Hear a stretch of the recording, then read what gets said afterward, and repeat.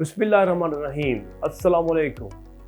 मेरा नाम डॉक्टर मोहम्मद हारिस खान पर अल्लाह की फजल से लाख तो सेक्रेटरी को कोच हूँ।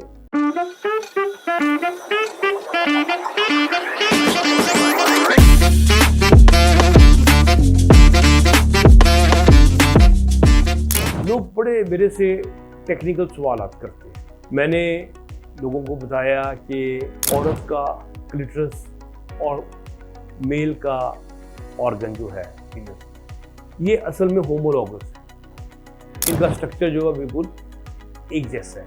तो लोगों ने मुझे सवाल ये किया है कि जनाब फीमेल में जी पॉइंट का बड़ा चर्चा है कि जी पॉइंट को कैसे एक्टिवेट करना है, तो उससे औरत को बहुत मज़ा आता है।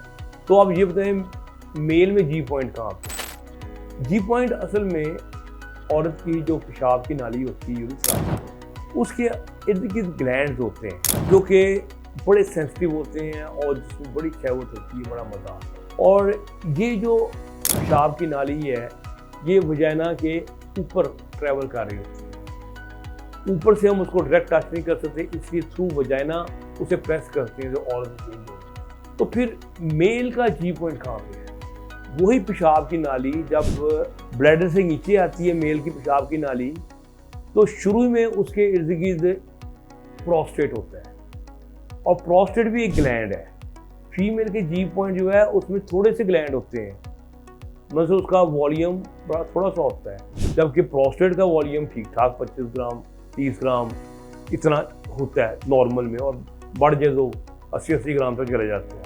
तो बात यह है कि औरत के जी पॉइंट की लोकेशन और मेल का जो प्रोस्टेट है ये बिल्कुल एक जगह पे ही लोकेटेड है, लेकिन प्रोस्टेट वेल डेवलप्ड है और जबकि जी पॉइंट जो है ये रूडिमेंटरी डेवलप्ड है, यानी कि कम डेवलप्ड है। वो थोड़ी सी सिक्रीशन पैदा करता है ना, उसे हर रोज काम आना है, जबकि प्रोस्टेट ने मनी बनानी है और बड़ी इंपॉर्टेंट पार्ट प्ले करना है इजैकुलेशन के अंदर।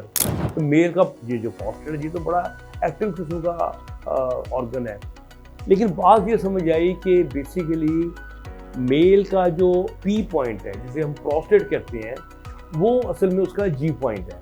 मेल में जो प्रोस्टेट है ये इक्विवेलेंट है, बल्कि इक्विवेलेंट क्या, बल्कि उससे भी 10 दर्जे आगे है जो कि जी पॉइंट फीमेल के अंदर है।